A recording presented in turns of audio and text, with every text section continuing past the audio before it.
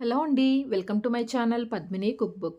ఇవాళ నేను బ్రేక్‌ఫాస్ట్‌లోకి ఒక మంచి హెల్తీ దోసలు చూపించబోతున్నానండి. అవే కొబ్బరి దోసలు. ఇందులో మనం చుక్క నూనె కూడా అవసరం లేకుండానే ఈ దోసలు తయారు చేసుకోవచ్చండి. చాలా టేస్టీగా ఉంటాయి. అలాగే కొబ్బరి వేసి చేస్తాం కాబట్టి కమ్మగా ఉంటాయి.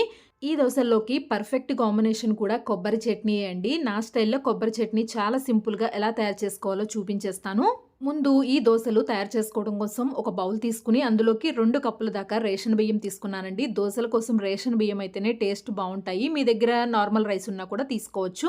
ఇప్పుడు వీటిని ఒక 2, 3 సార్లు శుభ్రంగా కడుక్కోవాలి. శుభ్రంగా కడుక్కున్న తర్వాత ఇప్పుడు ఈ బియ్యం మునిగే వరకు వాటర్ పోసుకోవాలండి. ఇప్పుడు మూత పెట్టేసి ఈ బియ్యాన్ని నైట్ అంతా నాననివ్వాలి. కనీసం ఒక 5 గంటలైనా సరే బాగా నానాలండి బియ్యం. ఇక్కడ నేనైతే నైట్ అంతా నానపెట్టుకున్నాను. నెక్స్ట్ డే మార్నింగ్‌కి చూసారు గదా! మనకి బియ్యం చక్కగా నానిపోయాయి. ఇప్పుడు ఇందులోని వాటర్ మొత్తం తీసేసి ఒక మిక్సీ జార్‌లోకి వేసుకోవాలండి. ఈ బియ్యం నైట్ అంతా నానపెట్టుకుంటేనే మనం నెక్స్ట్ డే గ్రైండ్ చేసుకున్నప్పుడు కూడా చాలా తొందరగా మెత్తగా గ్రైండ్ అయిపోతాయి దోసల కోసమైతే. ఇప్పుడు ఈ బియ్యాన్ని ఇలా వాటర్ తీసేసి మిక్సీ జార్‌లోకి తీసుకున్న తర్వాత ఇప్పుడు ఇందులోనే 1 కప్పు దాకా కొబ్బరిని వేసుకోవాలి. 2 కప్పుల బియ్యానికి 1 కప్పు దాకా పచ్చి కొబ్బరి ముక్కల్ని వేసుకొని వాటర్ పోసుకుంటూ బాగా మెత్తగా దోసల పిండిలాగా గ్రైండ్ చేసుకోవాలండి. గ్రైండ్ చేసుకున్న పిండిని ఇలా ఒక బౌల్‌లోకి తీసేసుకోవాలి. ఇక్కడ చూసారు కదా! చాలా మెత్తగా ఉండాలండి. వాటర్ కూడా ఎక్కువగానే పడతాయి. ఇలా మొత్తం పిండిని వేసుకున్న తర్వాత ఇందులో ఒక 2 పెద్ద గ్లాసుల దాకా వాటర్‌ని పోసుకోవాలి.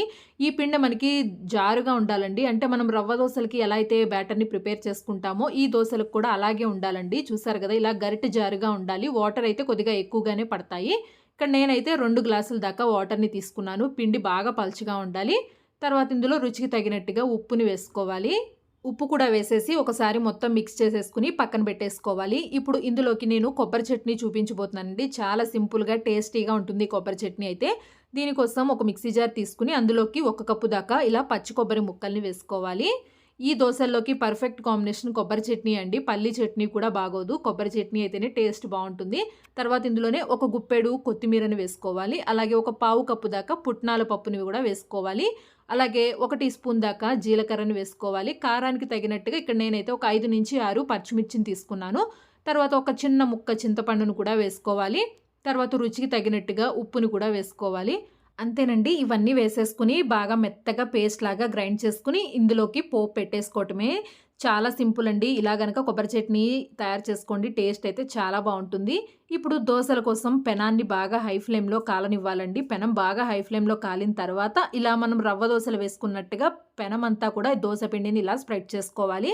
సేమ్ మనం రవ్వ దోసలు ఎలా అయితే ఏసుకుంటామో అలాగే ఉంటాయండి ఈ దోసలు. ఇందులో ఆయిల్ కూడా ఏమీ వేయాల్సిన అవసరం లేదు. ఇప్పుడు మూత పెట్టేసి ఒక్క నిమిషం అలా ఆవిరి మీద ఉడికించేసేయాలి. మూత పెట్టకపోతే మీకు దోస విరిగినట్టుగా అయిపోతుందండి. కంపల్సరీ మూత పెట్టాలి.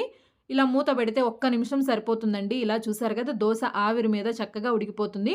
ఇప్పుడు రెండో సైడ్ కూడా దోసని తిప్పాల్సిన అవసరం లేదు. వెంటనే దోసని ఇలా ఫోల్డ్ చేసేసుకొని ఒక ప్లేట్‌లోకి తీసేసుకోవటమే. చాలా బావుంటాయండి దోసలు. అలాగే ఎక్కువ టైం కూడా పట్టదు. ఇందులో మనం ఆయిల్ కూడా వేయాల్సిన అవసరం కూడా లేదండి.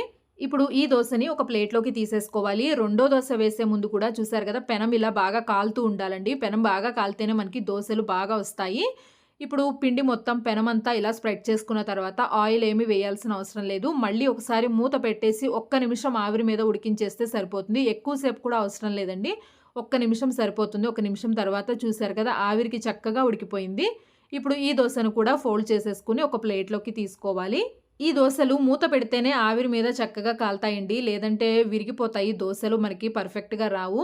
ఇప్పుడు మనం ముందుగా తయారు చేసుకున్న కొబ్బరి చట్నీతో ఈ దోసల్ని సర్వ్ చేసుకోండి. తినటానికి కమ్మగా చాలా బావుంటాయి. ఇందులో ఆయిల్ కూడా ఏమీ వేసుకోలేదు కాబట్టి చక్కగా హెల్తీగా కూడా ఉంటాయి.